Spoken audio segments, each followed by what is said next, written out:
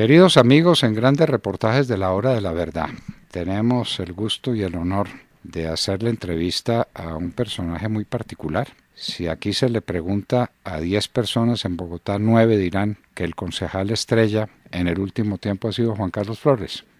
Sobre eso no hay duda ninguna. Y ha sido el más serio y el más combativo cuando ha correspondido serlo, y siempre un concejal muy profundo en la concepción que tiene de la ciudad y de su destino. Y entonces, a estas alturas, cuando nos ha sorprendido con la noticia de que no quiere ser más concejal, porque no le dio la gana, no porque no tuviera votos, sino porque no le dio la gana, le queremos preguntar qué visión tiene de Bogotá, qué es Bogotá hoy como ciudad, esto para dónde va, cuáles son sus posibilidades. Una ciudad muy compleja, no sé si son 7 u 8 o 9 millones de habitantes, creo que ni eso hemos podido resolver. ¿Cuántos son los habitantes de Bogotá y de su entorno inmediato? ¿Para dónde va? ¿Cómo va a resolver sus enormes problemas? Problemas de movilidad, problemas sociales de toda índole. Bogotá es una ciudad muy compleja, pero lo importante no es saber cómo la vemos nosotros, sino cómo la ve el concejal Juan Carlos Flores. Bienvenido. Muy buenos días. Muy buenos días, doctor Fernando. Gracias por esta invitación. Es un placer estar acá, poder conversar con usted. Me va a permitir que mencione un libro suyo que está a sus espaldas, que es este libro sobre Bizancio, de esta historiadora británica. Y lo quiero mencionar porque Bizancio fue una ciudad cuyo poder se extendió a lo largo de un milenio. Una cosa increíble, ¿no? Una ciudad cuyo poder se extiende a lo largo de un milenio. Desde el momento en que Constantino, ¿cierto?, funda un alter ego de Roma al este. Hasta la caída. Hasta 1453, turcos, sí, ¿cierto? Claro. Cuando los turcos, y sobrevivir además a nosotros, a sus congéneres cristianos, porque las cruzadas fueron la estocada de muerte de Bizancio. Entonces, las ciudades son, cuando están bien gestionadas, no solamente centros de poder, son centros de riqueza, son centros de cultura, son centros de innovación. Bogotá tiene frente a sí esos desafíos de ser un centro económico que provea riqueza a quienes vivimos aquí, que es algo tan importante, porque si no hay riqueza, pues lo que termina repartiéndose es la pobreza, lo que está ocurriendo para tristeza de todos nosotros en la vecina Venezuela y para desgracia de los venezolanos que tienen que salir huyendo de su país. Entonces, proveer riqueza material es un aspecto fundamental. Entonces, si a usted le parece, podríamos ir mirando esos aspectos. Riqueza, poder, cultura, sociedad en la Bogotá de hoy. Y yo quisiera empezar por el aspecto de generar riqueza, ¿cierto? ¿Qué tanto está hoy Bogotá generando riqueza para quienes vivimos aquí? Y yo tengo una especial preocupación, lo que le está ocurriendo a la clase media alta y a la clase media. Los menciono fundamentalmente porque en la gran mayoría de las sociedades, quienes promueven buena parte del desarrollo económico y social son estos dos sectores. Todas las sociedades tienen, incluso las que se tildan de comunistas, tienen una clase alta. En Corea del Norte, la familia del dictador y los generales que lo apoyan, ¿cierto?, son la clase alta de Corea del Norte, ¿cierto? La nomenclatura. La nomenclatura. Pueden viajar, se dan sus lujos, en fin, tienen todas las ventajas, están en el comunismo, pero tienen todas las ventajas del capitalismo sin que nadie les llame a rendir cuentas porque no hay democracia.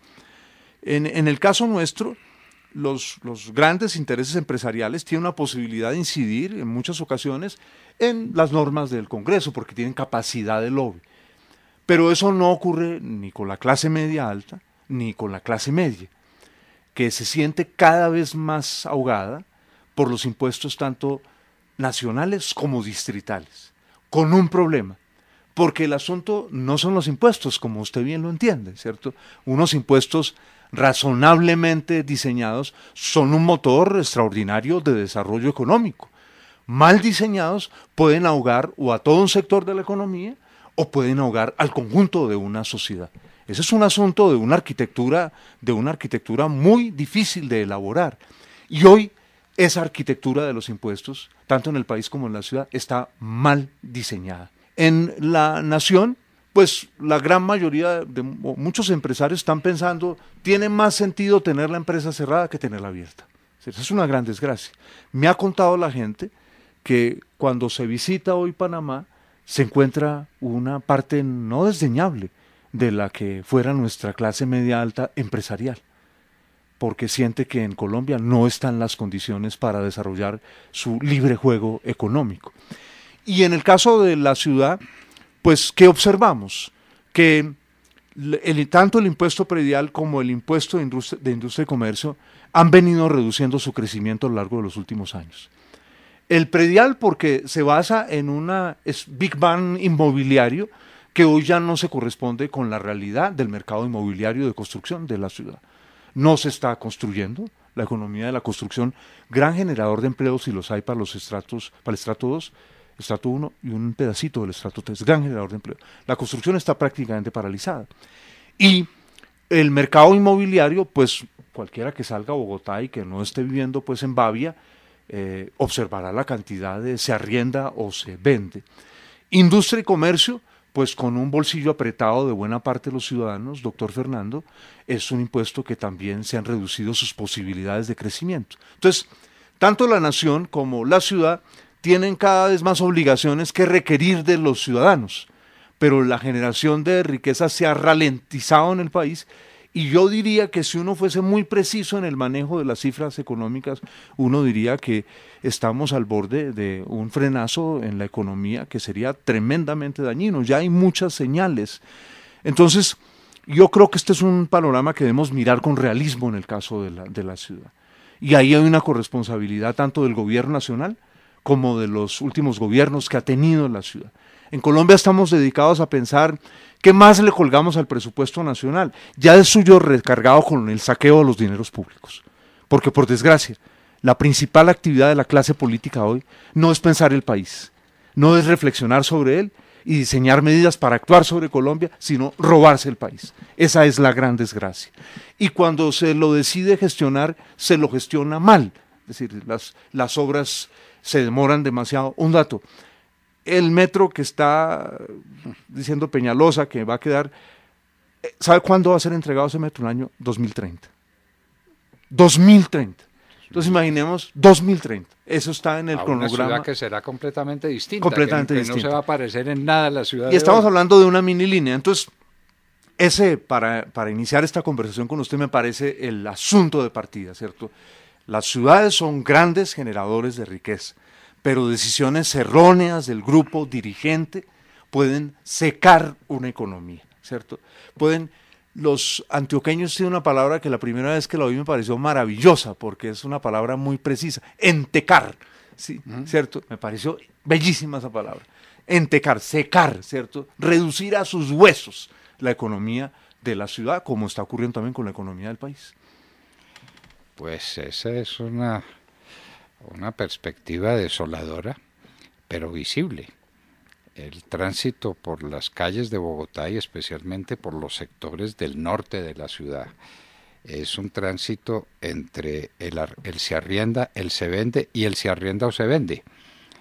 Y uno no ve ese crecimiento que tenía la ciudad antes, esa pujanza, grúas por todas partes, movimiento de obreros por todas partes. Tanto que uno se pregunta ya quién va a jugar fútbol en el Parque del Japón del doctor Peñalosa. Una situación muy grave.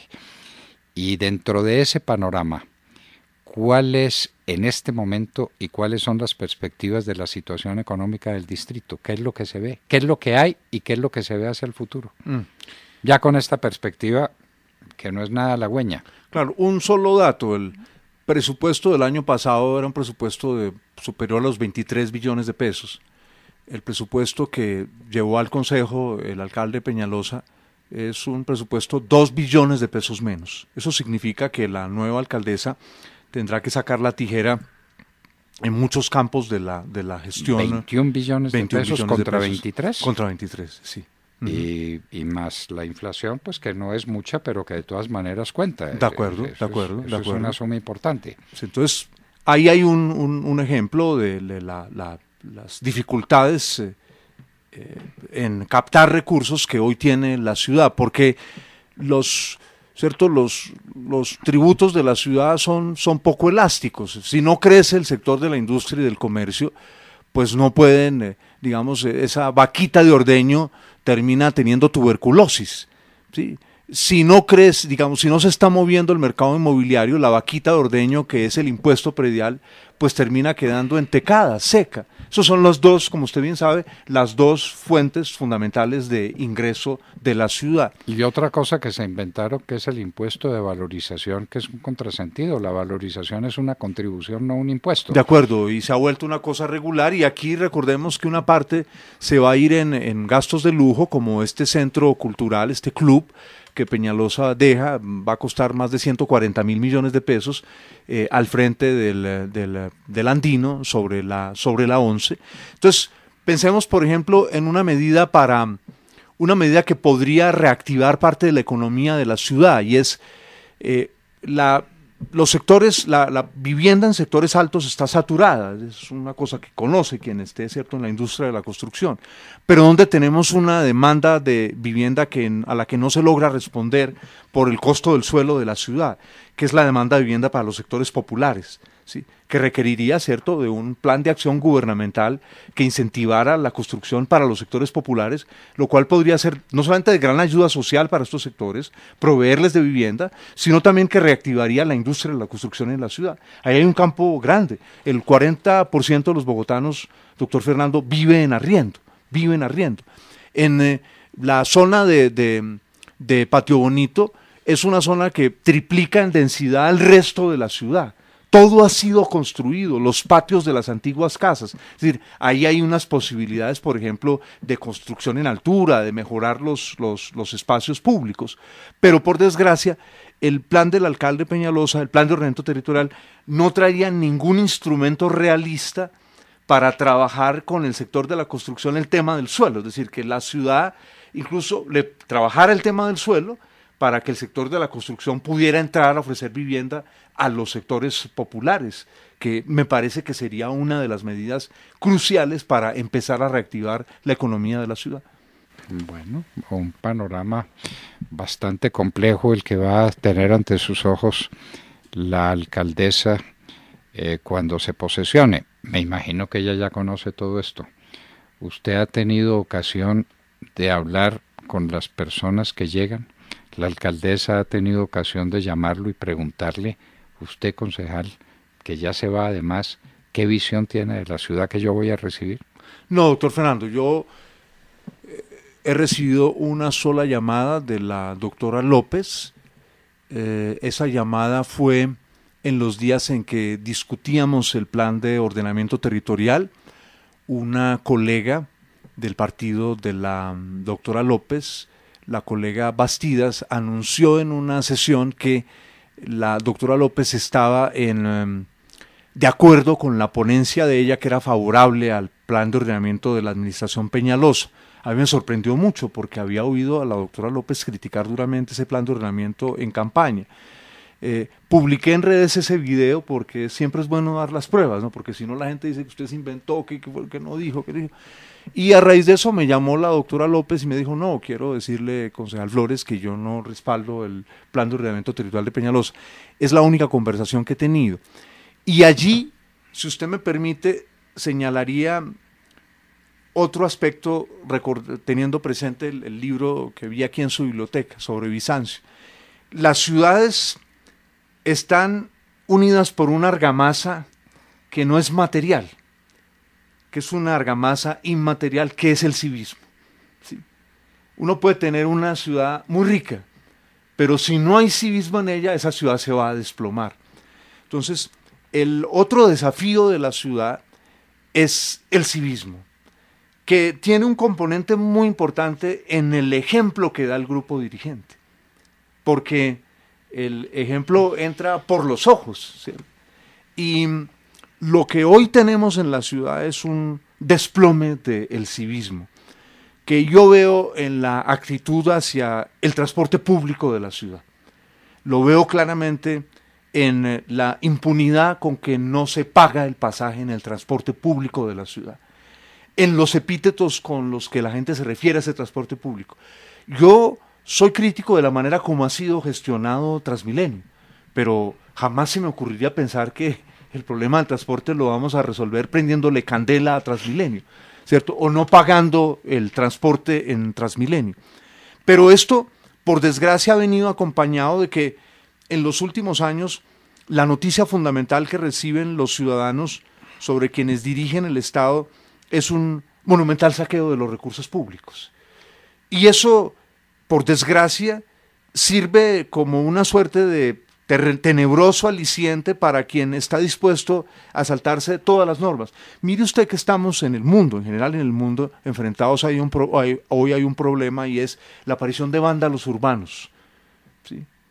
Uno pensaba que vándalo era el término para definir a los godos que asolaron Europa, pues porque en algún momento se sintieron estrechos en algún lugar de las estepas y buscaron un sitio en el cual desfogarse, y se dirigieron, como usted lo sabe muy bien, a las sociedades ricas europeas de aquel entonces, el Imperio Romano. Pero hoy tenemos una cosa muy complicada, y es la aparición en diversas capitales del mundo. Está usted en París, está usted en Santiago, ¿verdad? Está en Bogotá, y emergen unos grupos nihilistas, absolutamente nihilistas, cuyo único fin es la destrucción. O más grave aún, diría yo, ¿recuerda usted la historia aquella que le enseñaban a uno de la biblioteca de Éfeso, una de las 3 grandes bibliotecas de la antigüedad, si mal no recuerdo, junto a la de Alejandría y Pérgamo, usted me corregirá, sí, ser las 3, y aquel Heróstrato que para hacerse famoso decidió prenderle candela a la biblioteca? Recordará usted que en el pasado mes de noviembre vivimos en Bogotá una mujer que se metió con un martillo a destrozar una estación de Transmilenio, lo grabó en las redes, y una jueza dijo que no, que como era una figura pública casi que era intocable, figura pública además de qué, ¿cierto? Como que ha hecho por el bien de la sociedad. Entonces, yo todo eso lo uno con esa carencia, doctor Fernando, que se lo digo con toda franqueza, es la que más me preocupa. Porque si no tenemos civismo, una economía le puede ir muy bien, pero sale una cantidad de vándalos a destruir y no hay nada que hacer. ¿Sí? Si tenemos un poder legítimo, pero no hay civismo, ese poder no va a tener quien lo acompañe cuando toman decisiones que requieren sacrificios por parte de la sociedad. Para mí esa es la cruzada más importante que debiéramos asumir, y en la cual el otro día yo volví a releer algunas biografías de Bolívar, que me gusta mucho. Es un personaje que me encanta desde niño, me encanta, siento una admiración muy profunda, a pesar de que algunos grupos hayan pretendido, por desgracia, hipotecarse a Bolívar. No lo han logrado, o sea, no se puede hipotecar un personaje de estos. Pero pensaba en el hecho de que haber sido bien parte de la primera clase dirigente criolla, ¿cierto?, que gobernó después de que los españoles se fueron de América, implicó unos sacrificios inmensos para ese grupo, ¿cierto? No solamente se jugaron sus fortunas, se jugaron la vida, y que fue ese ejemplo el que conmovió a otros muchos para que esas gestas fueran posibles. Entonces, yo siento que necesitamos un grupo dirigente que esté dispuesto, doctor Fernando, a asumir que tener el poder también implica sacrificios, que el poder no solamente implica privilegios, sino sacrificios también por el bien común. ¿Y a quién está citando usted en ese sentido, sino al hombre que lo sacrificó todo y que terminó en San Pedro Alejandrino con una camisa prestada, siendo el hombre más rico de Venezuela en su tiempo? El más rico, no de los más ricos, el más rico de todos, era Simón Bolívar. Lo entregó todo, entregó todo, hasta que se quedó, de manera que tuvo que pedir camisa prestada para morir en una finca prestada de un extranjero, atendido por otro médico extranjero también, en presencia de 10 o de 12 amigos que lo acompañaron a escucharle su última proclama. En un tiempo el mundo era así, el mundo político era así, era un sacrificio el servicio público, y la gente lo adoptaba con un criterio muy positivo, y eso permitía. Y aquí tal vez cometa yo una indiscreción, pero ¿qué importa? Como usted ya resolvió irse del consejo, usted tiene que saber la historia de quiénes fueron concejales de esta ciudad en su tiempo, y el nivel que tenían, y la significación que tenía ser concejal de Bogotá. Hoy, me perdona, salvo contadísimas excepciones, nadie sabe quiénes son los concejales, ni qué es lo que hacen esos señores, ni de qué se trata, ni qué representatividad tengan. ¿Qué fue lo que pasó? ¿Por qué detener a Carlos Arango Vélez y a Jorge Eliezer Gaitán Mi padre fue concejal de Bogotá. Las grandes figuras de la política colombiana eran concejales de Bogotá. Palacio Rudas. Pero Palacio desde Rudas, luego, sí, sí, pero sí. desde luego, ¿eso por qué se acabó? Ujú, Carlos Lleras Restrepo, concejal de Bogotá. ujú, ujú. Sí, señor. Ujú. ¿Por qué se acabó eso? ¿Y por qué quedamos en manos de unas personas de muy segundo nivel? Desde luego que hay algunas figuras ilustres como la suya, pero no son la mayoría, ni mucho menos. ¿Qué pasó? ¿Por qué ya no se le quiere servir a la ciudad? ¿O por qué se le sirve en condiciones tales que son imposibles para la gente que quisiera servir por desprendimiento, por amor a la ciudad, porque les interesa trabajar por Bogotá? ¿Por qué? Si usted me permite, vuelvo unos contados minutos al ejemplo que usted da de Bolívar como el heredero más rico de Venezuela y un historiador tal vez de Oxford que fue el profesor John Lynch, que tiene una biografía también estupenda, Excelente, estupenda excelente. sobre Bolívar. Usted recordará que él señala que Bolívar estaba entre los 2, 3 herederos más ricos de toda la Hispanoamérica, de toda Hispanoamérica. Y no me acuerdo si si es el mismo quien hace el cálculo u otro historiador que los recursos, la plata bolsillo que Bolívar tenía en dólares de los 70, que es la época en que escribe Lynch la biografía, que era la época en que todavía no se había devaluado el dólar antes de la crisis del petróleo, eran alrededor de 4,5 millones de dólares al año de los años 70 de plata bolsillo. Entonces, yo creo que la palabra clave es sacrificio. Es decir, estar en el servicio público implica algún tipo de sacrificio. Y doy otro ejemplo que me gusta mucho, no sé cuál sea su relación con este personaje por el que profeso yo también una profunda admiración, Winston Churchill, quien, ¿cierto? No sé si ahí vamos a tener alguna polémica aquí, sí, pero usted digamos que es un elemento que me parece, digamos, el político clásico. El coloso. Sí, exacto, el coloso. político, digamos, el político que ayudó a hacer sociedades, ayudó a hacerlas, no a destruirlas, era un intermediario, incluso si pertenecía al grupo de poder, como es el caso de Churchill, era un intermediario entre ese grupo y el resto de la sociedad. Y él, si había ricos, su objetivo no era emular a los ricos, ¿cierto? No era hacerse también rico. A Churchill, pues usted lo sabe muy bien, le gustaba la buena vida, pues provenía obviamente de una familia tan aristocrática como los Marlborough, para ponerlo en castellano, como los Mambrú, Mambrú se fue a la guerra, qué horror, qué pena. Sí, su antepasado John Churchill. Pero su objetivo no era ser multimillonario, ¿cierto? Su objetivo era estar atento a los debates de la vida pública británica. Y en los años 30, en el ostracismo político, después del gran fracaso que tuvo, ¿cierto?, en la Primera Guerra Mundial con su sugerencia de Galípoli, que le costó tan duro, tantos años de ostracismo, su tarea fue fundamental, despertar a Inglaterra. Como hay un libro muy bello que fue la tesis de grado del presidente Kennedy en Harvard, que se llama When England Slept, cuando Inglaterra dormía. Y en ese libro Kennedy celebra que había un hombre que llamaba a Inglaterra a despertar, que era Churchill. Entonces, eso para mí es sacrificio. Es decir, no es que el poder para que me proporcione una buena vida, ¿no?, sino el poder para servir a la sociedad a la cual represento, con polémicas.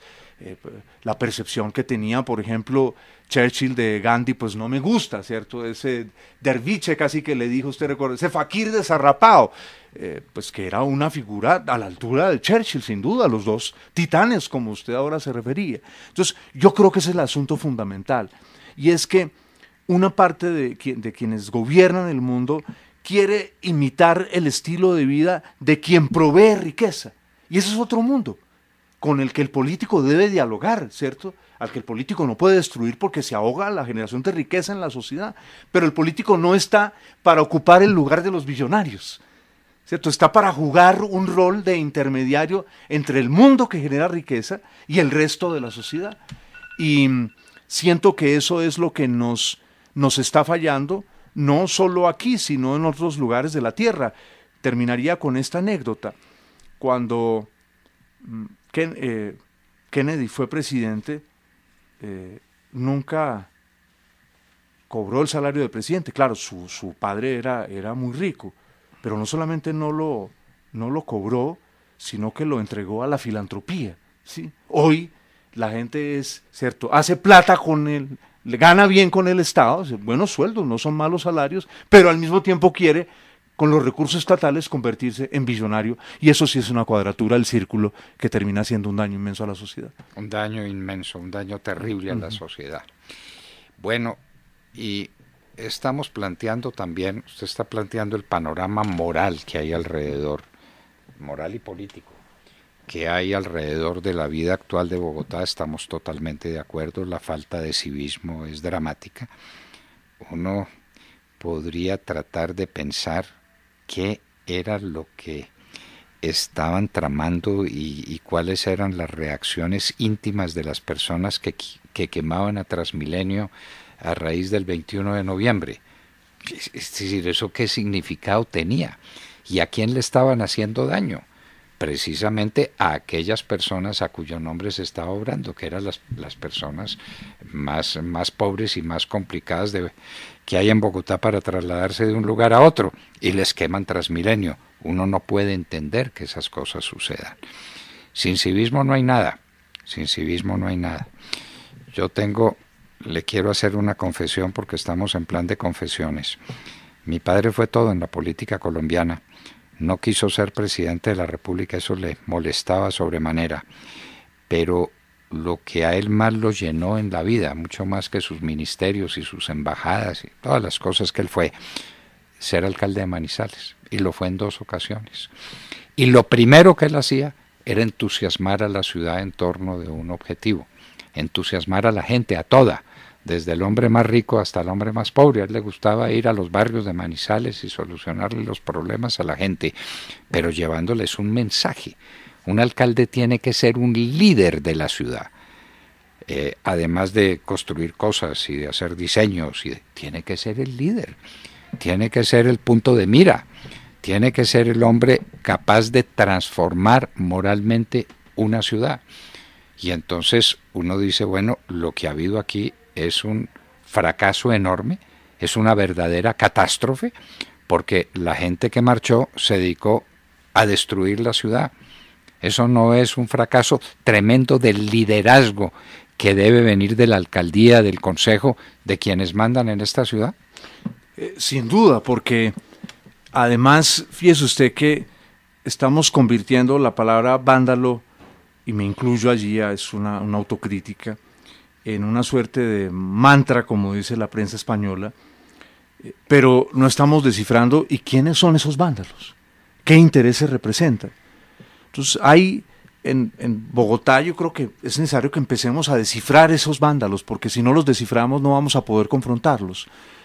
Entonces hay unos, por desgracia hemos vivido tantos años en una violencia terrible en nuestro país, que en primer lugar, doctor Fernando, hay una cosa muy peligrosa para la moral personal y la ética pública, y es la concepción de que si el mal está dirigido contra mi adversario, es todo bienvenido, incluso la eliminación física de mi adversario, ¿cierto? Pero obviamente si está dirigido contra mí y mis partidarios, no, ahí sí yo acudo a las máximas instancias nacionales, internacionales y globales.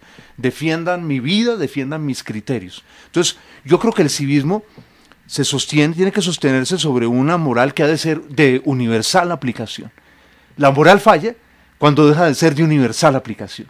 No en balde las grandes religiones plantean una moral de universal aplicación, ¿cierto? Cuando están dedicadas a su oficio, no cuando son utilizadas, por supuesto, como instrumento de guerra, que puede ocurrir, por desgracia, con una religión o con la interpretación equivocada de esa religión. Entonces, en Bogotá hay grupúsculos, lo que yo llamo esos grupúsculos nihilistas o eróstratas contemporáneos, cuyo objetivo es la destrucción por la destrucción. Y a esos grupos hay que confrontarlos, porque le hacen muchísimo daño a una sociedad. Esos grupos que, ¿cierto?, van a destruir la riqueza construida por el conjunto de la sociedad.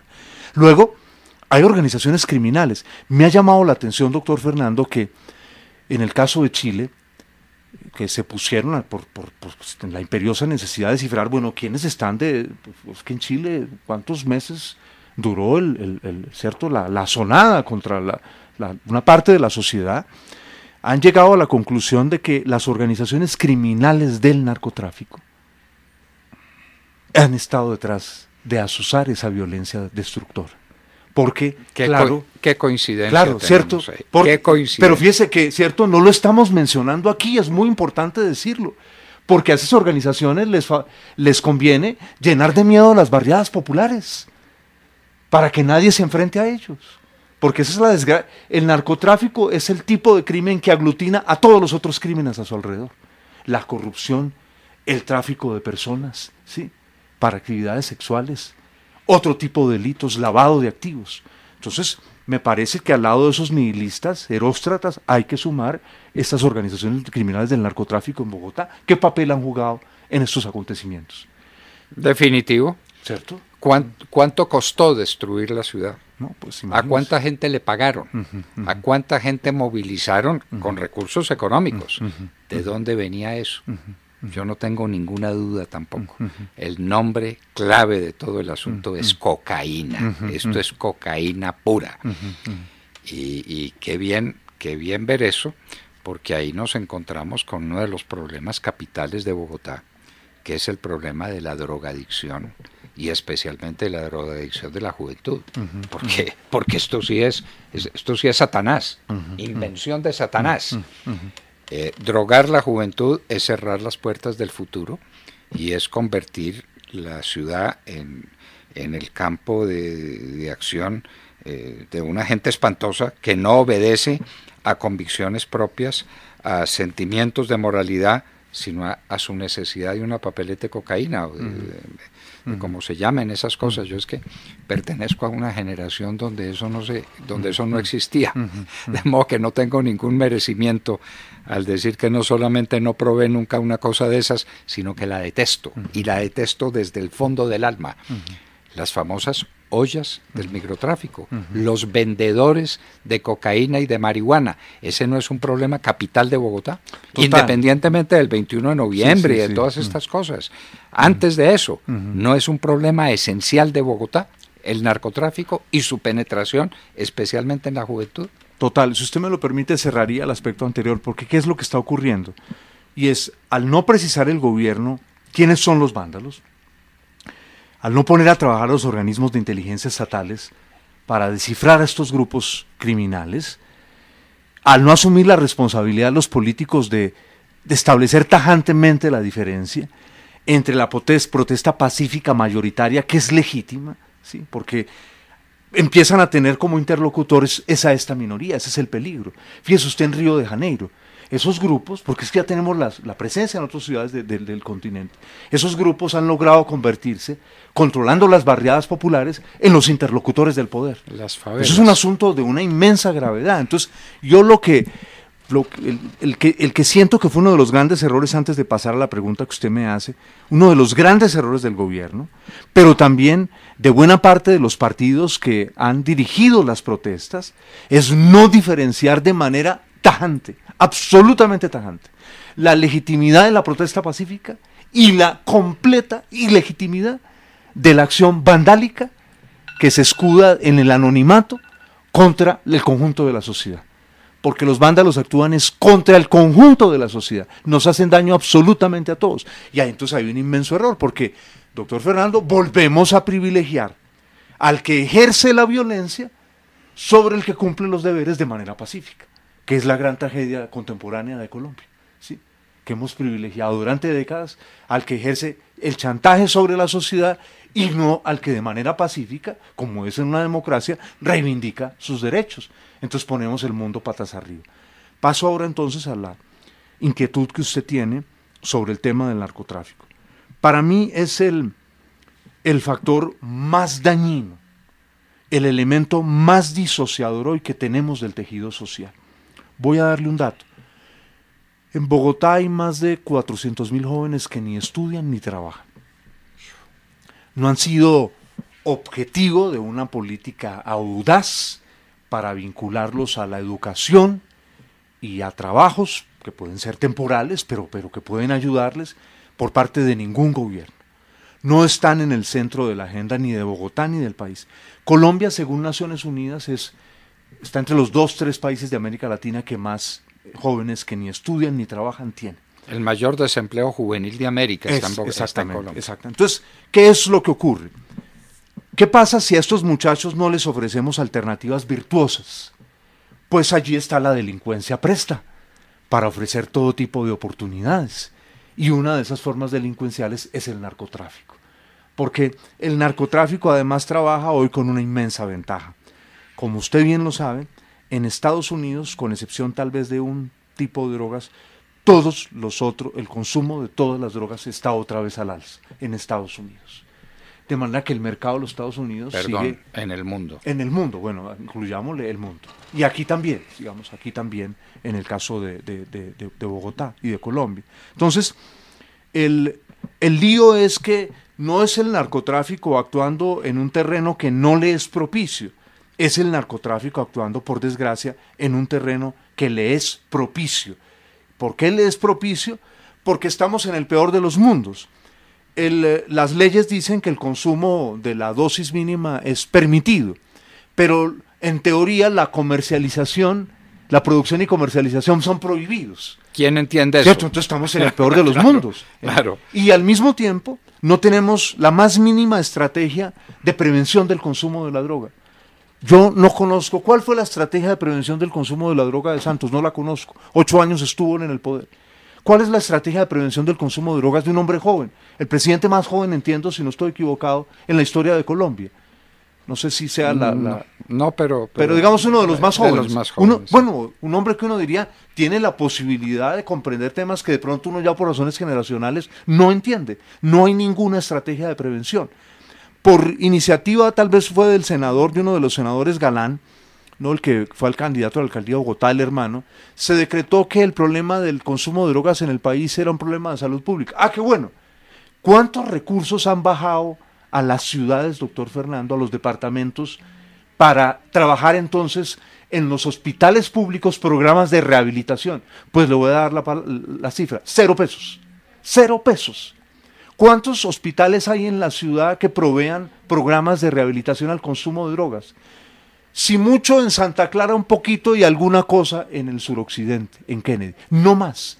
Entonces, hoy casi que le estamos entregando a los vendedores de droga nuestra juventud. Esa es la realidad que tenemos hoy. Y necesitamos despertar como sociedad. Es decir, parodiando el título de la tesis de grado del presidente Kennedy en Harvard, cuando Colombia dormía frente al crecimiento de los del consumo de droga por parte de sus jóvenes. Nos quedamos con el estereotipo de que este es un país que produce drogas para envenenar gringos. Y no descubrimos que estábamos produciendo drogas para matarnos a nosotros mismos. Y ese es un problema capital de Colombia y un problema capital de Bogotá. Y qué bueno que usted lo sepa, pero le tengo que preguntar, entre quienes han sido sus colegas concejales, ¿existe esa idea? ¿Tienen esa preocupación? ¿Ese es un tema que se discuta en el Consejo? Ha crecido, y debo reconocerlo, ha crecido. Tuve colegas de diversos partidos, colegas del Partido Verde, colegas de partidos cristianos, del Partido Conservador, de Centro Democrático, del Partido Liberal, interesados en el tema. Pero cuando se trata de ponerlo en plata blanca, de consignarlo con recursos que lo acompañen, no se da ese proceso. Los gobiernos no lo comprenden a fondo. Y mire un asunto, para los sectores populares, ¿cuál es su clínica mental? La calle. Para los sectores populares, ¿cuál es el sitio para tratar las drogas? La calle. Y voy a darle un ejemplo. Hay una correlación altísima, está evidenciada, hay estadísticas sobre eso, entre vivir en la calle, consumir bazuco y padecer una grave enfermedad mental tipo esquizofrenia, por ejemplo. El 60% de las personas que viven en la calle sobreviven, porque eso no se vive en la calle, se sobrevive, padecen una grave enfermedad mental, la gran mayoría sin ningún tipo de tratamiento. Entonces, imagínese usted, doctor Fernando, que en una barriada popular, en una casa muy pequeña, a veces en un inquilinato, uno de los miembros jóvenes de la familia, recordará usted el nombre que tenía hace un siglo, pues cuando uno lee las novelas y todo eso, la esquizofrenia, la llamaban demencia precoz, ¿sí? Porque fundamentalmente quien lo padece son personas menores de 30 y pico de años. Entonces una persona empieza a oír voces en una casa en un barrio popular. Y una voz le dice que mate a alguien de la familia. ¿Qué hace la familia ante un hecho tan grave? Pues para la calle, porque no pueden tenerlo, y en los hospitales no los tratan o los reciben un momentico y luego se los botan. Las EPS no responden mayormente frente a eso. Y cuando sale a la calle, la droga disponible es la droga más tenebrosa de todas, el bazuco. De manera que esa vida se pierde. Eso es una tragedia familiar. Y frente a eso no tenemos ninguna acción pública importante. Entonces, yo creo que el tema de la droga sigue siendo visto en Colombia como usted lo ha notado. Como es que ese problema nosotros se lo trasladamos a otros porque ellos son los que lo consumen. Mire usted lo que han hecho los gobiernos locales en Estados Unidos cuando se dan cuenta de esta epidemia de consumo de opiáceos que ha causado la muerte de, entiendo, más de 300.000 americanos en los últimos 20 años por sobredosis. Y frente a esa epidemia, los gobiernos locales y los estatales dijeron: no tenemos recursos, toca demandar a las farmacéuticas y a las farmacias, que no le advirtieron al organismo federal que estaba ocurriendo, que esto estaba volviendo adicta a la gente. Es decir, fueron a buscar la plata para resolver el problema. Entonces aquí no se está buscando cómo resolver el problema, y a mí me parece eso completamente asombroso. Asombroso y de unas dimensiones gigantescas. Y yo siempre me he preguntado, cuando veo estos espectáculos de jóvenes en unos actos tan irracionales, yo digo, ¿eso cómo puede ser? Y no encuentro sino una respuesta. Es que tienen su cacho de ¿cómo se dice? ¿Cacho de marihuana o cacho de cocaína? O bueno, están drogados. Podría pensarse que una persona en su sano juicio hace una cosa tan estúpida como meterse a una estación de Transmilenio para quemarla y destruirla, o eso es producto de la droga. Hace muchos años, muchos ya, yo era secretario de la Federación Latinoamericana de Bancos y teníamos la preocupación de los asaltos a los bancos. En aquella época eso era el gran terror. Eso se pudo superar con medidas tecnológicas y ya pues el que asalta un banco lo asalta por unos centavos y pierde el tiempo y pierde el viaje y pierde el riesgo que asume, pero en aquella época eso era tremendo. Se hizo un estudio, concejal, y se llegó en ese estudio a una conclusión dramática. En todos los asaltos a los bancos había droga de por medio, en todos. No había un asalto a un banco cometido por personas que no estuvieran drogadas, porque el que se droga tiene, o es el arma más letal del mundo, porque no tiene limitaciones, ni siente miedo, ni le importa nada, está en su mundo artificial y hace lo que hace. Pues, ¿qué está pasando hoy con estos jóvenes que están destruyendo la ciudad? ¿No será que todos están o en marihuanaos o en cacao, en cocaos o en bazucaos o alguna cosa? ¿Alguien ha pensado en eso? Yo creo que es una cosa sobre la que hay que reflexionar, porque yo insistiría, el narcotráfico es el principal elemento disociador que hoy tenemos,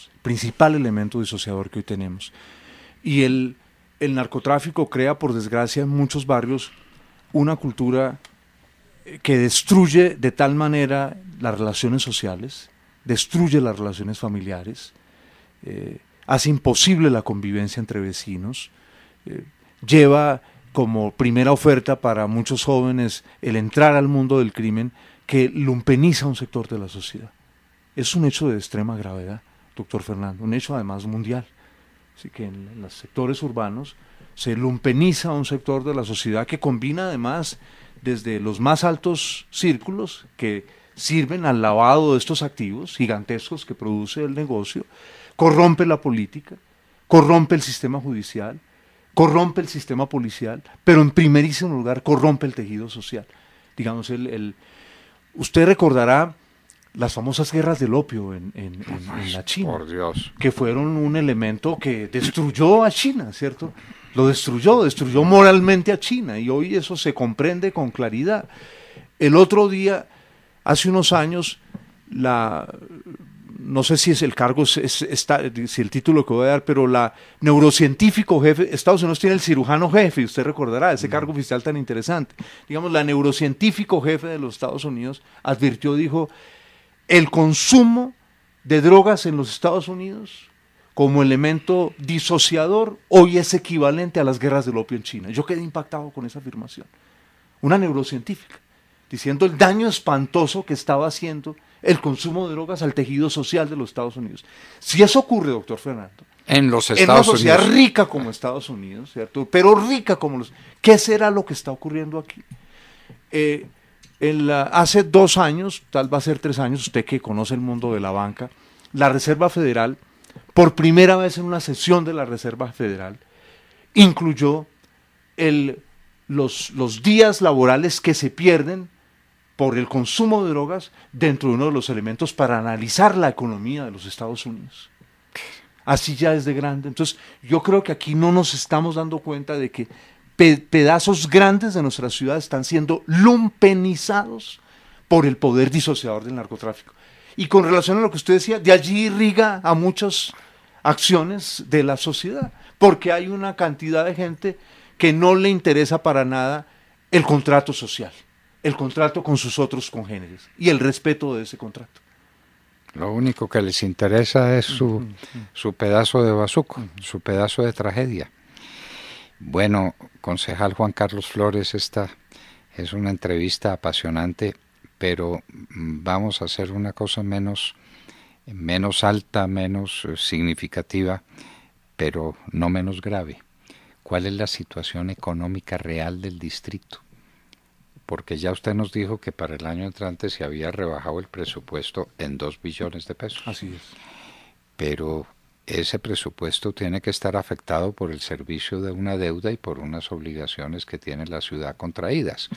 Y de ahí sí resulta cuál es la capacidad real que tiene la ciudad para manejar sus cosas, para resolver sus problemas, como esos que usted está mencionando.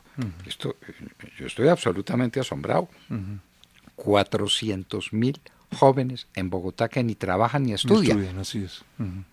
Esa es una ciudad intermedia y de las ciudades claro, intermedias, grandes, pero una ciudad intermedia sí. grande de Colombia.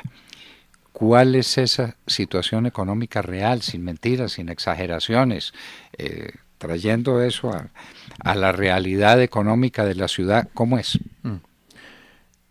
El alcalde Peñalosa resolvió las estrecheces económicas que ya empezaba a afrontar la ciudad cuando él llega, por 2 vías, que usted conoce muy bien y alguna vez conversamos aquí en su programa sobre ellas.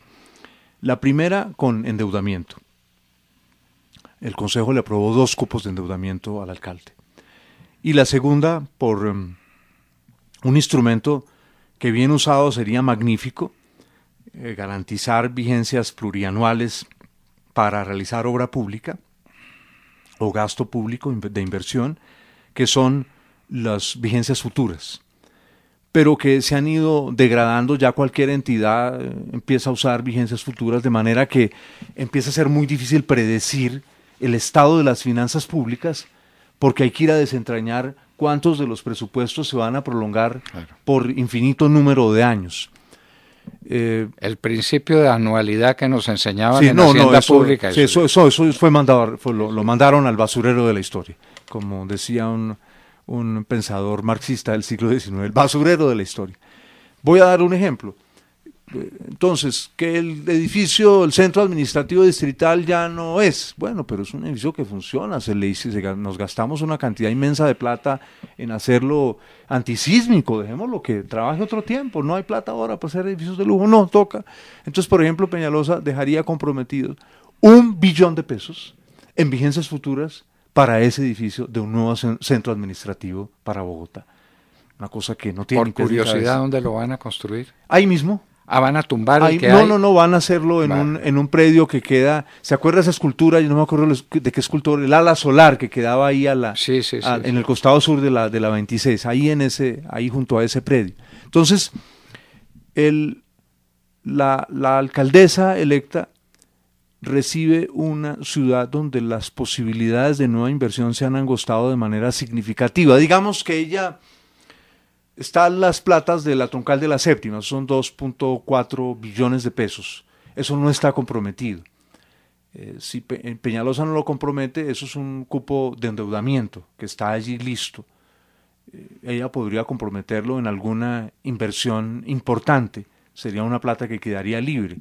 pero todavía quedan unos días de este año, no sabemos qué pase, porque como usted recordará, eso está suspendido por una orden judicial. El resto de los recursos están comprometidos.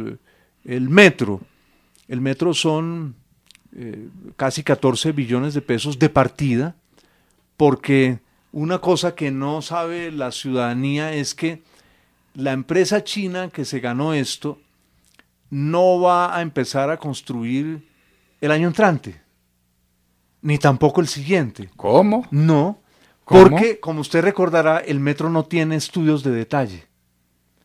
Entonces, el primer trabajo es hacer... Esto es una cosa... Es decir, la gente me está oyendo y dice, este señor no es serio. No estamos en la sección de chistes. Se enloqueció.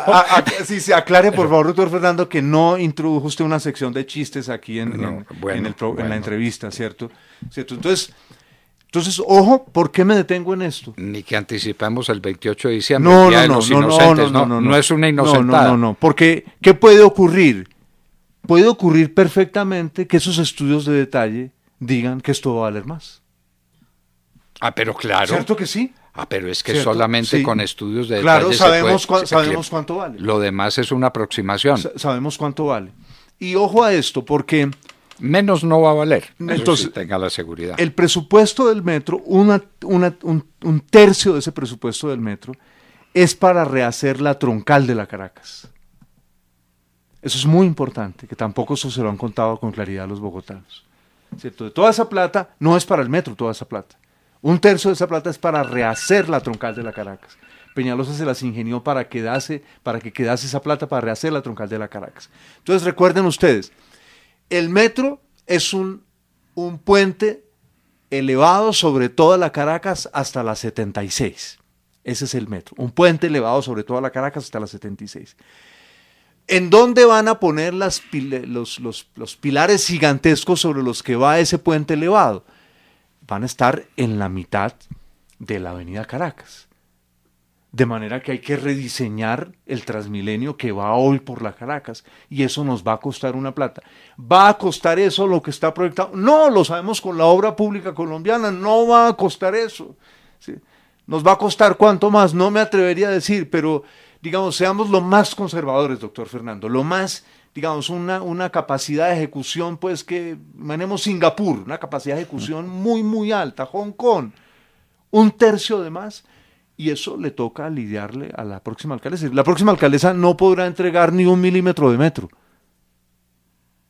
Claro que no. No va a entregar nada, le va a tocar es lidiar el problema de construir. Va a entregar los estudios, el siguiente alcalde le va a decir, claro, aquí está, hágalo usted. Y además tiene que buscar la plata, sentarse otra vez con el gobierno nacional bueno, y si nos vale más esta plata, ¿de dónde la vamos a sacar en este tiempo de vacas flacas? Entonces, la situación no es alentadora, porque además la economía nacional no está bien, usted lo sabe muy bien, lo analiza cada mañana en su programa, los indicadores en general no son favorables, a veces se presenta crecimiento de un trimestre, pero el crecimiento en su conjunto.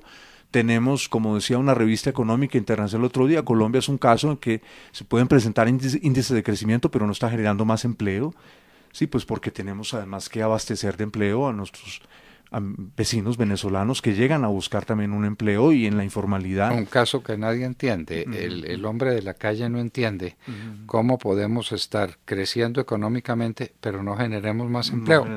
No generar empleo. A ver, entendamos eso. ¿Cómo es? Sí. Y la alcaldesa electa ha prometido congelar el predial. Entonces, la pregunta es, ¿de dónde obtendría más recursos para hacer lo que pensaría hacer? Que hasta el momento no, como el debate por la alcaldía, usted recordará, se centró tanto en si el metro sí o si el metro no, desaparecieron otros temas fundamentales de la ciudad, digamos, qué tipo de inversión puede reactivar el crecimiento, ayudar a reactivar el crecimiento económico en Bogotá, que es algo muy importante en estos momentos, me parece que es el asunto fundamental. China, el sudeste asiático, le lanzó un guante en la cara, retó a duelo al resto de las ciudades del mundo, diciéndole, las ciudades sí pueden ser un polo de desarrollo económico, ¿cierto? Nos ha lanzado ese desafío, y aquí aún no asumimos, doctor Fernando, ese desafío. Seguimos expulsando la generación de riqueza económica de las ciudades. Nos inventamos 1001 artificios para expulsarla. Y entonces por eso tenemos 400.000 jóvenes que ni estudian ni trabajan, porque no hay ningún sector que esté creciendo lo suficiente, o sectores más bien, para poder brindar mano de obra. Mire un dato importante. El arriendo, digamos, de bajo precio para los sectores populares quedó completamente copado con la llegada de los desplazados de la dictadura, del desastre económico que ha generado la dictadura chavista en Venezuela. Entonces ahí ya tenemos un lío, ¿sí? Es decir, no solamente iniciamos conversando de que no hay vivienda para los sectores populares, pero ahora lo que le estoy diciendo es, no hay arriendo ya para los sectores populares. No hay. La gente se está yendo ya entonces a Soacha. Le trasladamos parte del problema a Soacha, pero de Soacha se nos devuelve. Es decir, Soacha es la concentración de todos estos problemas que estamos describiendo aquí, sin clase media ni clase alta que provean impuestos. Y Soacha está completamente, como usted bien sabe, conurbanizada con Bogotá. ¿Sí? Aquí termina una calle de Bogotá y continúa la calle en Soacha. No, nadie sabe distinguir con claridad dónde está Bogotá y dónde está Soacha. Bueno, esto es sencillamente dramático y tendrá pues la nueva administración, la nueva alcaldesa que lidiar con ese problema. ¿Ella se anticipó en algo a estas consideraciones que usted está haciendo? ¿Usted la oyó en los debates mencionar estos temas? Yo nunca la oí hablar de los 400.000 jóvenes que ni trabajan ni estudian. No lo oí, no la oí. Pero para mí ese es el tema número uno. Si eso no se resuelve, entonces ¿en qué estamos? Esos temas, escúcheme que lo interrumpí, esos temas desaparecieron sorprendentemente del debate por la alcaldía de la ciudad, porque se convirtió en que si era el metro de uno o el metro de otro, con un elemento muy curioso, porque se habla del metro de Petro, pero realmente ese metro, el metro subterráneo, fue acordado entre en el segundo gobierno del expresidente Uribe y el gobierno en ese entonces de Samuel Moreno. Se acordó de ese metro con el aval del Banco Mundial y la monitoría de dos universidades, una privada y otra pública, los Andes y la Universidad Nacional. Ese es un elemento que me parece importante, si usted me permite dejar claridad aquí ante los oyentes. Entonces, el alcalde Petro llega y decide que como eso es demorado, él va a usar la plata que está guardada para el metro, que eran 800.000 millones, la cuota de la ciudad, para hacer un tranvía sobre la séptima, del cual no tenía ni una página de estudios. De manera que dilapidó 2 años de su gobierno en una cosa para la que no tenía preparado nada. Y que luego tuvo que dar marcha atrás porque, como se hizo público, un concuñado aparecía dentro de uno de los eventuales oferentes para esa alianza público-privada de construir ese tranvía por la carrera séptima. De manera que si Petro no hizo el metro fue porque desperdició los 2 primeros años de su gobierno. De resto hubiera hecho lo mismo que Peñalosa, habría podido dejarlo contratado. Entonces, en esa pelea, si el metro de uno o el metro de otro, se perdió el debate de fondo sobre la ciudad. Yo creo que aquí hay una equivocación en Colombia, pensar que el disgusto, claro, puede que el equivocado sea yo, pero lo he reflexionado con mucha responsabilidad. Se piensa que hoy el disgusto político de los colombianos, la insatisfacción es con el gobierno. Y yo creo, doctor Fernando, que es con el conjunto de la clase política. Con el conjunto de la clase política. Que no se salva nadie. Cuando algunos políticos se autoatribuyen la protesta, están completamente equivocados. La protesta no le pertenece a ningún político. Es una de esas protestas donde una sociedad reclama del conjunto de su clase política, oiga, procedan a producir algún cambio porque estamos empantanados, no estamos prosperando, no estamos progresando, estamos paralizados como sociedad. Entonces, yo creo que una vez asuma la doctora López el 1 de enero, no va a haber la distinción, la sociedad no le va a dar la distinción de que usted es otro tipo de político, no. La sociedad la va a asumir como un político. Claro. Y le va a pedir lo mismo que ella pedía desde la oposición a quienes estaban gobernando. Ese me parece que es el desafío más grande de los políticos hoy en el país. Comprender que lo que está en cuestionamiento es la manera como ha sido conducido el régimen político colombiano. Porque mire usted que es lo mismo con lo que nos hemos encontrado en Chile. En Chile no está en cuestionamiento solamente la derecha, no está en cuestionamiento solamente el centro, está en cuestionamiento también los comunistas, ¿sí? Es la señora Bachelet la que también está en cuestionamiento. Por supuesto. Porque los que salen a manifestarse dicen, ¿y usted por qué no hizo? Claro. Es decir, a todo el mundo. Entonces, yo siento que, porque me parece que lo que pueda funcionar en Bogotá puede funcionar en el resto del país, que si no se establecen en Colombia unos mínimos de reforma, en que podamos coincidir la gran mayoría de quienes participamos en la vida pública, los gobiernos todos pueden llegar con el discurso más radical, doctor Fernando, se verán enfrentados a la desazón, el descontento y una sensación de que estos gobiernos son ilegítimos por parte de la ciudadanía. Sobre esos dolores que no se precisan, que son como dolores difusos, recuerdo la expresión de Ortega y Gasset, es que tengo un dolor de muelas en el corazón. Yo sé que hay cosas que me están doliendo mucho, pero no sé ni en dónde ni por qué. Entonces, ahí sí estamos en el peor de los mundos, porque no tenemos el diagnóstico. Si uno no tiene el diagnóstico, pues se tiene que poner a hacer el diagnóstico y eso supone unas energías muy grandes para no equivocarse. De acuerdo. De otra manera, estamos dando palos de ciego, ¿o no? Claro. Si uno no sabe cuáles son los problemas que tiene que corregir y cuáles son los medios para corregir esos problemas, pues anda en el peor de los mundos. No es mucho de lo que está pasando y mucho de lo que usted dice cuando se refiere al debate para la alcaldía de Bogotá, donde no hubo ninguno de estos temas que usted propone, ninguno se trató, no digo en profundidad, de ninguna manera.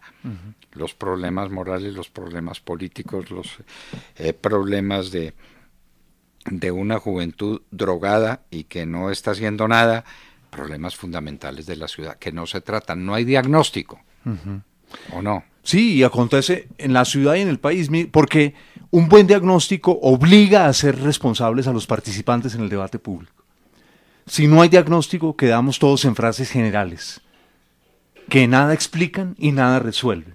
Entonces, por ejemplo, un elemento fundamental es, tenemos unos cuestionamientos muy serios sobre el sistema de salud pública.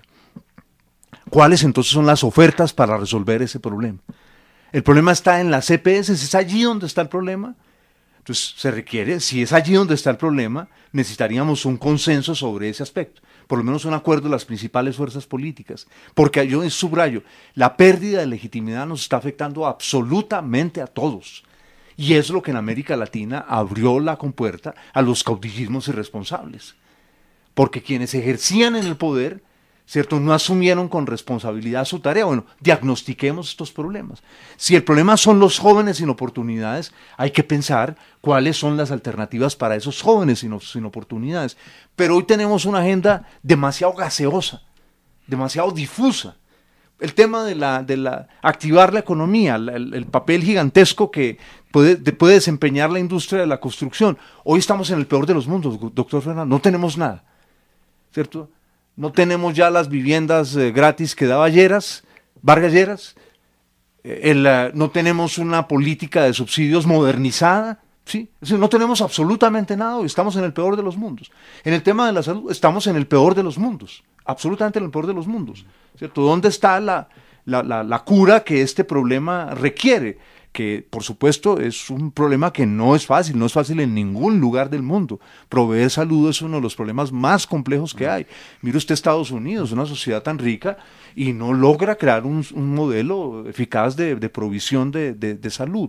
Entonces, yo creo que hoy hay digamos que las redes han acentuado una peligrosa irresponsabilidad de los representantes políticos.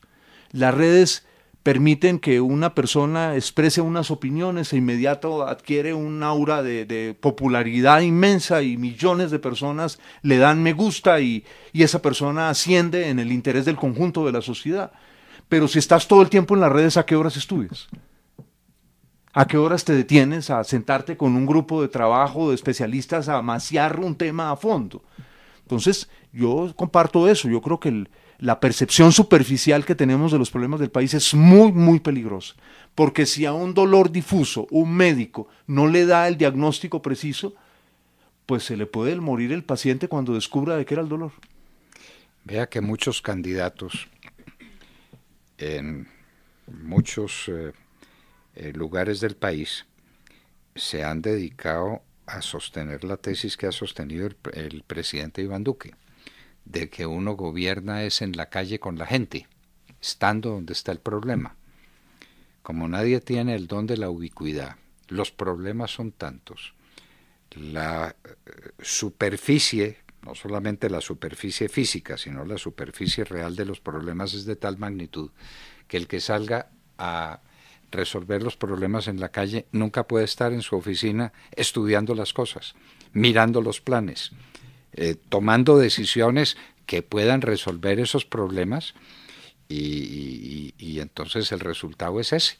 Haciendo cosas, claro, hacen cosas aquí y allá y entonces corren y se despelucan y hacen alguna cosa y el problema sigue intacto o peor, porque no se ha hecho sobre el mismo un diagnóstico adecuado. ¿No? Yo he sido muy crítico en estos últimos días sobre los diálogos y las conversaciones, que yo he dicho que debemos cambiar la Constitución para exigir que los presidentes lleguen a la presidencia conversados. Ya, usted ya conversó y ya conversó, ahora gobierne, porque uno lo que está eligiendo es un gobernante, no un conversador. Eso no es enormemente peligroso, no es una perversión de todo el sistema. El candidato que dice es que voy a estar en la calle solucionando los problemas de la gente. ¿Cómo? ¿A qué horas? ¿Cuáles problemas de la gente son los que va a mirar si está en la calle? Sí, no se puede llegar al gobierno a estudiar los problemas. Sí. Eso sí es un lío muy complicado. Estaba recordando, mientras lo escuchaba, el califa este maravilloso de las 1001 noches, el califa de Bagdad, Harun al-Rashid. Recuerda usted que lo que hacía era a veces por la noche, después de cumplir con todos sus deberes, de incógnito, ir a escuchar qué estaban sintiendo los ciudadanos de sus acciones de gobierno, pero después de tomar esas acciones de gobierno. Es decir, él iba y las medía, no habían encuestas en aquel entonces, pero gobernaba de día, ejercía de manera firme su gobierno de día. Es que hoy hay una dictadura muy peligrosa, la dictadura de gustar, como está esta cosa de que a todo se le da, ¿cuántos me gusta tiene? Yo creo que la dictadura de gustar es de las más peligrosas que hay. Un buen gobernante no está elegido para gustar, está elegido para responderle a sus ciudadanos, para que al final de su mandato una parte de los ciudadanos, ojalá mayoritaria, pueda decir, oiga, en algo mejoró nuestra vida durante la gestión de esta persona, en algo mejoró, quedó esto memorable, esto lo podemos recordar. Entonces, yo creo que yo creo que se le haría un inmenso bien a la vida pública si se diese un ayuno grande de, digamos, todas las grandes religiones, mire usted, tienen ayuno, todas las grandes religiones ayunan. Si estableciéramos unos ayunos muy rigurosos de redes, ¿cierto? De redes. Yo he propuesto que suspendamos y prohibamos el Twitter para los gobernantes. Por Dios, quítenles el Twitter. Sí, nada más peligroso que una persona reaccionando automáticamente a un impulso, a un mensaje que reciba del exterior. Tiene que contestar algo. ¿Qué dijo en el Twitter fulano de tal? Eso tiene que quedar prohibido. Sí, porque además el peligro es, yo tengo un teléfono de última tecnología, como puede dar fe usted aquí, ¿cierto? Que no tiene WhatsApp ni nada de eso, ¿sí? Y estoy en las redes muy temprano en la mañana, porque si usted está 24 horas en las redes, ¿a qué horas piensa? ¿A qué hora reflexiona? Imposible. Porque una de las características de la política es que ciertas cosas se enfríen para poder reflexionar sobre ellas, ¿cierto? Que ciertas cosas se enfríen. Hay pues usted lo habrá leído en biógrafos de Churchill, que hay biografías tan extraordinarias que cuando él, en plena guerra, tamaña guerra, dormía su siesta para recuperar fuerzas, que la había aprendido a dormir en Cuba cuando joven, pues había una orden y es, si los alemanes invaden las islas, me despiertan. De resto no, porque ya he tomado las provisiones antes de dormir la siesta. Eso es bien diciente, ¿cierto? Es un gobernante que ha hecho bien su tarea, y consciente de que ha hecho bien su tarea, dice, necesito descansar, porque tendremos que trabajar hasta bien entrada la noche. Pero aquí hay unos señores que no trabajan y 24 horas están pegados a las redes. 24 horas. Le hago una pregunta, ¿usted es orteguiano? ¿A usted le gusta Ortega Me y Gasset? encanta Ortega y Gasset, soy un tremendo admirador de Ortega y Gasset. ¿Recuerda Yo no soy yo, sino mis circunstancias. Bueno, ¿usted recuerda el ensimismamiento y alteración? Claro. Ese es uno de los ensayos capitales de Ortega, donde compara al ser humano que es capaz de ensimismarse, de meterse dentro de sí, con el mico que está en el zoológico. Usted ve a un mico, el mico está haciendo siempre alguna cosa, y salta aquí, y salta allá, y hace una monería, y hace algo, está completamente alterado, alterado.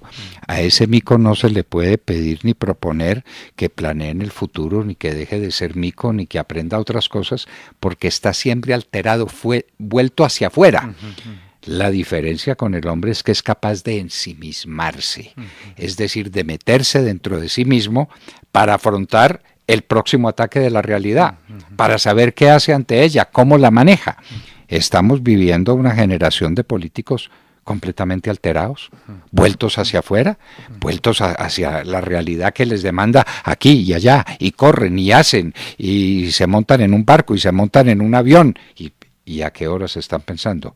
¿O a qué horas están siguiendo el pensamiento rector que los llevó o a la presidencia o a la alcaldía? No tienen tiempo, no tienen tiempo, no lo están haciendo. Y entonces tienen que estar diciendo a cada minuto qué es lo que están haciendo, siempre vueltos hacia afuera. Nunca que diga, el presidente está reflexionando sobre unos temas, está metido en unos papeles, verificando cosas, no imaginándose qué es lo que va a hacer, pero sí verificando qué es lo que ha hecho y qué es lo que vale que se haga. A todas estas, cuando hemos conversado con el doctor Juan Carlos Flores, nos queremos hacer una pregunta que se hace la ciudad entera. ¿Usted por qué se quiere ir del servicio, o por qué se quiso ir del servicio público? Porque la gente lo dice y lo dice, esto no es un halago, usted sabe pues que nosotros somos muy malos para los halagos. Usted era el concejal más importante que había en la ciudad, las cosas que usted decía ponían a reflexionar a la ciudad, no sé si a los alcaldes, tenían tiempo para reflexionar, a la ciudad sí. Usted es un personaje que, estando o no uno de acuerdo con usted en determinadas cosas, el punto de vista suyo es eminentemente respetable y serio. La pérdida para la ciudad es muy grande. La pregunta que uno se hace es ¿por qué? ¿O qué plan tiene entre manos para habernos dicho adiós y habernos dejado huérfanos? Somos los huérfanos suyos los que nos preguntamos ¿y por qué, doctor Juan Carlos Flores? Doctor Fernando, el presidente Truman tenía sobre su mesa en el despacho oval de la Casa Blanca, en acrílico, una frase que cuando vi la foto de él sentado y esta frase en acrílico, que la veían sus interlocutores, estaba puesta al frente para que la vieran sus interlocutores, sentados al otro lado del escritorio, y la frase dice, espero recordarla con exactitud, the ball stops here, ¿cierto? El pase termina aquí, ¿cierto? Es un término del fútbol, ¿cierto? El pase termina aquí. Es decir, él sabía que llegaban los otros y le planteaban cosas y en ese momento la responsabilidad era de él. No la podía, ese bulto no lo podía escurrir él. Yo sentí que se había perdido la posibilidad de que uno le diese el paso al otro, el pase que era el alcalde de Bogotá, porque el deterioro del poder de los argumentos en nuestra vida pública es pavoroso. El predominio del plato, el plato de lentejas es histórico, sí. Por él Esaú, ¿cierto? Le vendió a Jacobo pues unos derechos de los que luego se arrepintió. Pero cuando el plato de lentejas es la constante, ¿cierto? El plato de lentejas aparece en esa ocasión en el Antiguo Testamento. No lo volvemos a ver en el Antiguo Testamento. Pero aquí es lo diario. Y yo, ¿qué soy, doctor Fernando? No soy sino un hombre de argumentos. Sí, yo no tengo la capacidad ni el gusto, ni las ganas de ir a construir una maquinaria política con puestos y contratos. Creo que eso lo deforma, en primer lugar lo degrada a uno, se vende uno al diablo, le vende uno el alma al diablo y degrada el conjunto de la política. Porque por allí... No, además deja de ser usted. Sí, sí. Si usted se dedica a armar una maquinaria, ¿dónde queda el hombre de la reflexión, del pensamiento, del análisis? Pues no desaparezco, tiempo. No tengo tiempo. Queda completamente alterado. Exacto, completamente alterado. Entonces, ese es un argumento que lo digo con la mayor sinceridad y por supuesto no fue una decisión fácil para mí, fue una decisión en la que mi cuerpo y mi alma se enfrentaron. ¿Sí? Mi cuerpo y mi alma se enfrentaron. Uno a veces se cinde, ¿no?, en la vida para poder madurar. Uno necesita de dilemas para poder madurar, ¿verdad? Sin dilemas uno no crece. Por eso lo que comentábamos ahora de que si las sociedades para sus reclamos no tienen unas agendas muy precisas, pues no hay dilemas, ¿cierto? Porque es esto o lo otro, ¿verdad? Priorizamos aquello o esto, ¿cierto? Priorizamos la educación y si priorizamos la educación, ¿qué cosas no vamos a priorizar? Porque no alcanza para todo, ¿verdad? ¿Cierto? Eso es un dilema de la sociedad. Volvemos a Ortega y me perdona. Claro. Tomar decisiones es estar siempre omitiendo otras. Claro que sí. Tiene un repertorio de posibilidades y escoge una. Claro que sí. Eso quiere decir que está desechando muchas otras. Claro. Todas las que se pudieron presentar. Como dicen los anglosajones, el establecimiento de prioridades es uno de los signos más importantes acerca de si se tiene un estadista o no se tiene un estadista. Un no estadista, para no llamarlo antiestadista, es una persona que no es capaz de establecer prioridades. Un estadista sabe establecer prioridades, ¿cierto? Y sabe pedirle a la sociedad que lo acompañe, ¿cierto?, en resolver esa prioridad. Ese es un elemento. Luego, sentí que yo mismo necesitaba el buscar nuevos horizontes porque de lo contrario me iba a anquilosar. Uno no está compuesto solamente de cuerpo, uno también es espíritu, son unas ideas que uno debe cultivar y la política se ha vuelto un campo tan extremo de odios. No es que el odio no haya estado presente en la política, siempre, pero hoy el odio está avasallando otros elementos emocionales y racionales de la política. Casi que está quedando como único elemento el odio, es decir, como único elemento cómo destruyo a mi adversario, cómo desprestigio a mi adversario, cómo calumnio a mi adversario. Las posibilidades de entendimiento. El otro día veía un video maravilloso que no conocía en la librería, en la biblioteca dedicada al presidente Kennedy. Es un video de la conversación telefónica, el audio de la conversación telefónica en la crisis de los misiles con la antigua Unión Soviética, del presidente Kennedy con el expresidente del Partido Republicano, Eisenhower. ¿Cierto? Y le está contando el presidente Kennedy, esta es la situación que tenemos hoy. Los rusos a través de unos emisarios nos han dicho que entonces nosotros deberíamos de sacar los misiles, tal vez se llamaban Júpiter, de Turquía, para que ellos retiren los de Cuba, y le pregunta su opinión. ¿Sí? Entonces uno dice, este era una clase dirigente que independientemente de sus diferencias, ponían los intereses del país por encima de sus diferencias personales. Hoy estamos viendo que la más mínima diferencia personal se pone por encima de los intereses de la ciudad o del país, doctor Fernando. La más mínima diferencia. Es decir, no importa el daño que esto le vaya a causar a decenas de cientos de miles o millones de personas.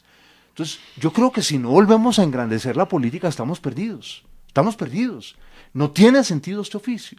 Entonces, yo estoy tratando de volver a estudiar aspectos de la política, y esto que le cuento es estudiar eso, ¿cierto? Ver, bueno, ¿será una ilusión mía o realmente sí hubo unas generaciones que con sus diferencias, sus tensiones, pensaron la política de otra manera, ¿cierto? Y si había una vocación de servicio o es un invento iluso que me he hecho. Y he empezado a ver que no es una ilusión, que hay una vocación de servicio y que se pueden encontrar múltiples ejemplos al respecto. ¿Por qué? Y con esto concluiría estas reflexiones, porque sentí que incidir sobre Bogotá desde el Consejo se volvió imposible.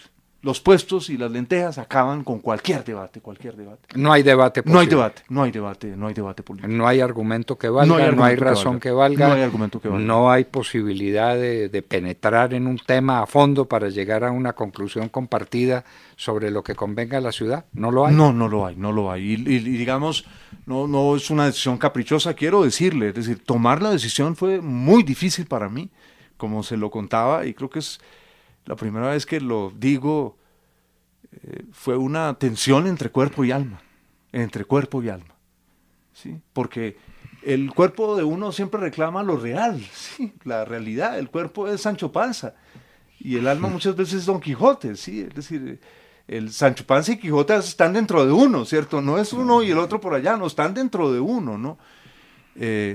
Pero sentí que digamos que no, si continuaba allí me iba a esa palabra que se utilizó hace muchos años, ya casi no se utiliza, anquilosar. Eso fue lo que sentí. Pero eso no significa que yo renuncie a mi condición de ciudadano, ¿no, doctor Fernando? Yo creo que este es un momento en el que es muy peligroso que uno renuncie a su condición de ciudadano.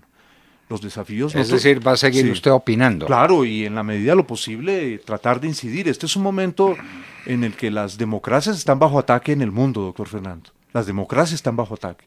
Este es un momento tan grave como el que vivió la democracia en los años 30 del siglo XX.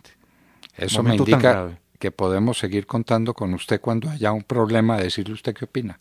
Con el mayor gusto. ¿Qué piensa y qué siente? Con el mayor gusto, con el mayor gusto. Con la seguridad de que será siempre escuchado, nunca editado y nunca condicionado, porque eso, si lo llamamos es para que diga lo que le parezca. Y no sabe cuánto le agradezco eso. Como ha sido siempre. Usted sabe que lo hemos invitado a esta casa y le hacemos la pregunta y usted dice lo que le parezca.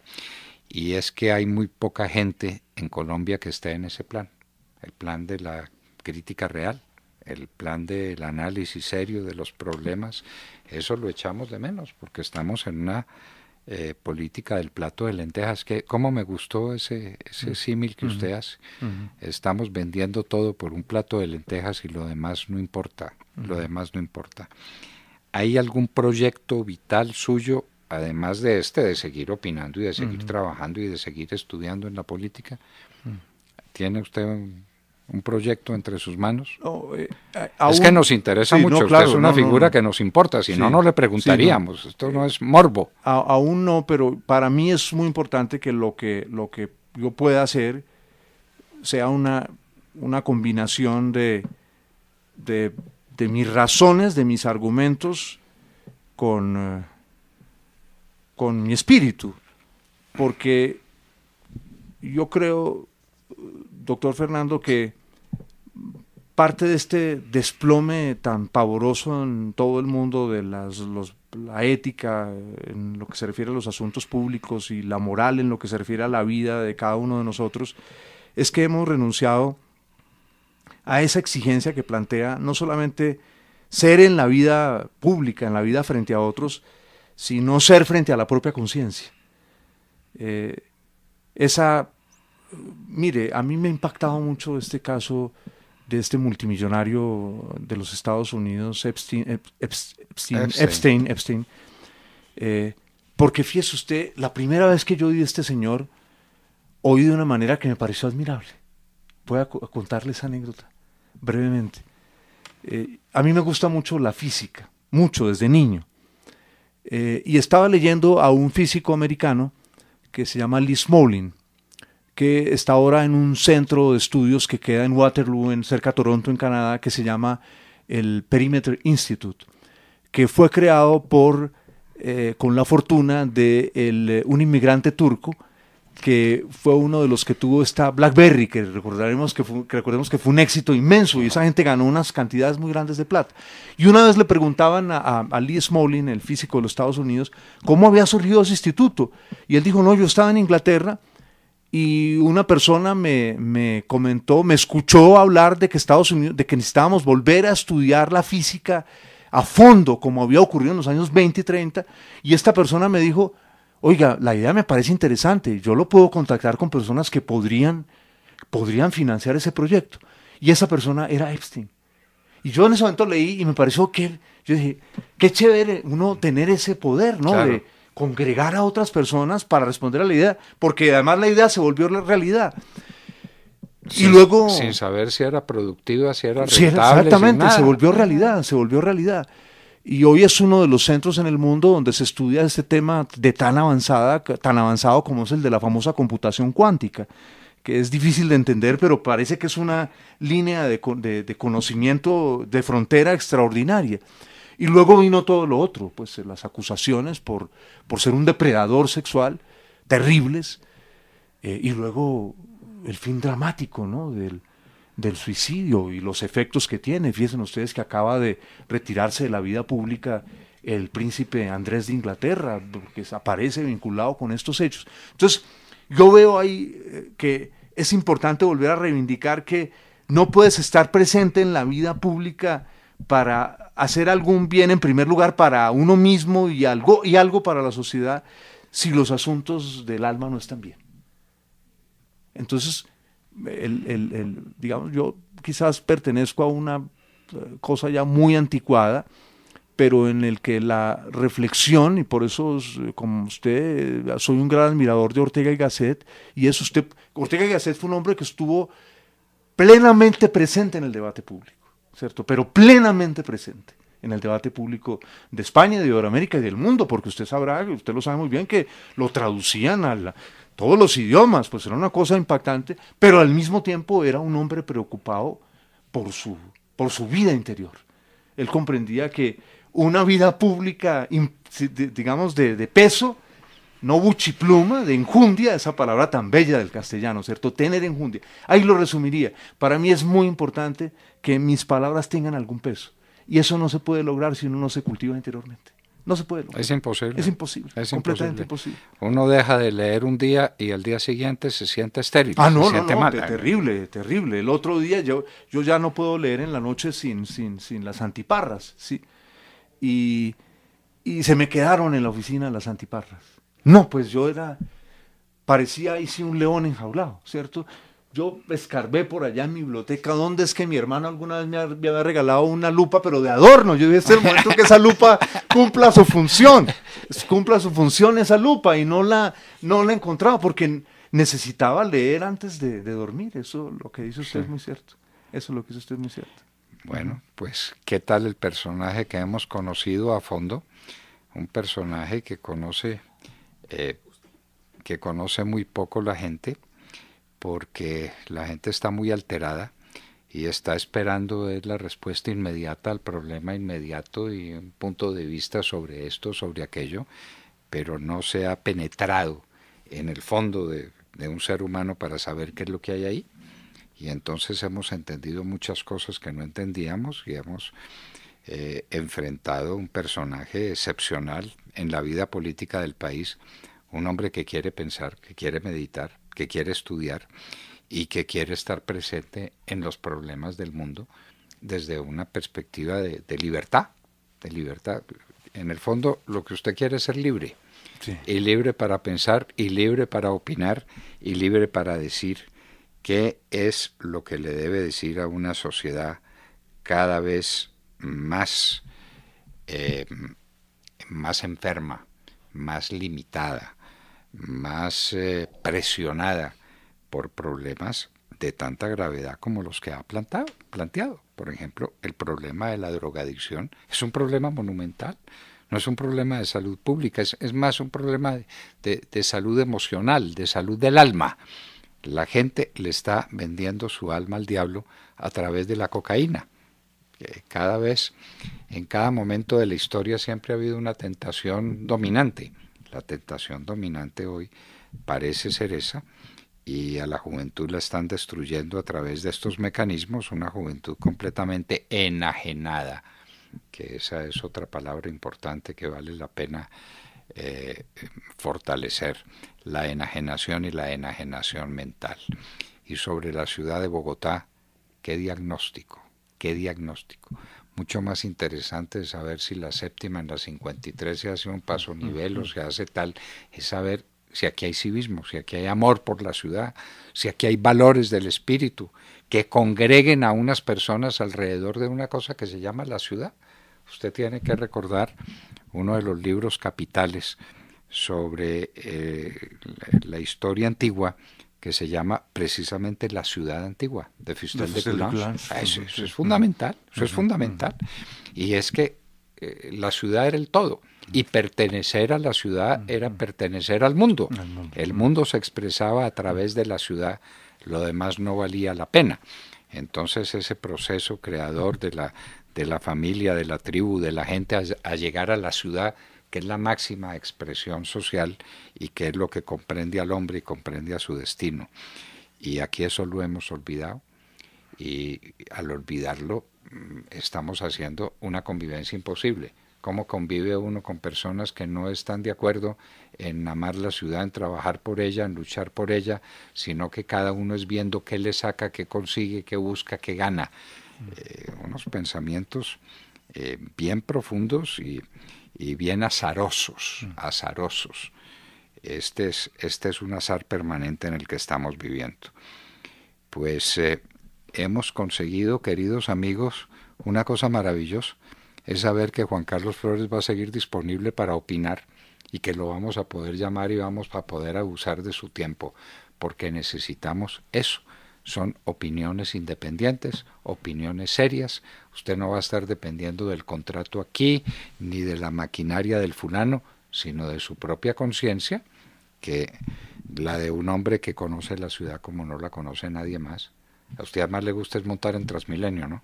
O en bus. Sí, yo el carro hace unos 10 años, sí. Sí. El carro hace unos 10 años, sí. Entonces dejó el carro y se dedicó a montar en bus. Sí. Y caminar, me encanta caminar también. Y le encanta caminar, que pues es un elemento esencial en la vida, el caminar, el marchar, pero por el placer de caminar, por lo que caminar significa.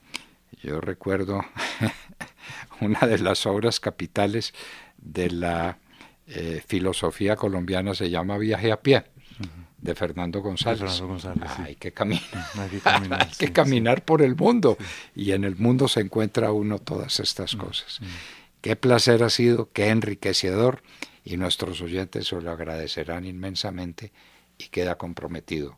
Siga opinando, siga vivo, siga activo, vivo desde luego no en el sentido biológico, vivo en vida, que va de suyo, en vida, en vida real, el vitalismo orteguiano. Aquí volvemos a Ortega, nos estamos entendiendo entre dos orteguianos confesos e irredimibles. Bueno, siga vivo para la ciudad, vivo para nuestros problemas, y que son problemas capitales. Y como no va a tener que obedecerle a una maquinaria, ni va a tener que estar pendiente del último inciso, vivir con el alma prendida de un inciso. ¿Recuerda quién lo dijo? Un gran colombiano que le preguntaban si quería ejercer el derecho porque era un abogado, decía: yo no quiero vivir con el alma prendida de un inciso. Gilberto Alzate Avendaño. Exactamente. Pues usted no quiere vivir con el alma prendida de una partida en el presupuesto y de esto y de aquello, sino que quiere libertad para opinar. Y ya encontrará usted su camino. Los caminos se los muestra a uno Dios. Le resuelve los problemas y uno no sabe a qué horas ni cómo. Y encuentra realmente lo que a uno le conviene. En Constantinopla existía un monasterio donde estaba el icono más sagrado de la Virgen, la Odigitria, la que señala el camino. A uno el camino le es señalado. Ya es tarea de uno ver esas señales o negarse a verlas. Ver las señales y ser fiel a ellas. Exactamente. Bueno, concejal Juan Carlos Flores, ha sido un placer, un honor, un gusto, y este es el anticipo de muchos otros encuentros para hablar en serio de los problemas capitales. Esto se llama la hora de la verdad, y no tenemos compromiso con nada ni con nadie, con la verdad. Esa es nuestra lucha, ese es el sentido de un trabajo que no es fácil. Usted sabe que empezar a mi edad del día a las 4 de la mañana para poder estar con nuestros oyentes a las 6 de la mañana, ese es un compromiso bastante serio que vale la pena. Basta que una persona nos escuche con atención y con interés. A usted lo van a oír centenares de miles de personas que nos están oyendo todos los días y que van a recibir el regalo maravilloso de esta entrevista que le hemos hecho, no solamente con beneplácito, con interés y con admiración. Muchas gracias por haber estado con nosotros, Juan Carlos Flores. Doctor Fernando, a usted, gracias por la generosidad de ofrecerme la posibilidad de conversar sobre estos temas. Quiero desearle para usted y su familia un muy provechoso nuevo año y también para todos sus oyentes. Muchísimas gracias.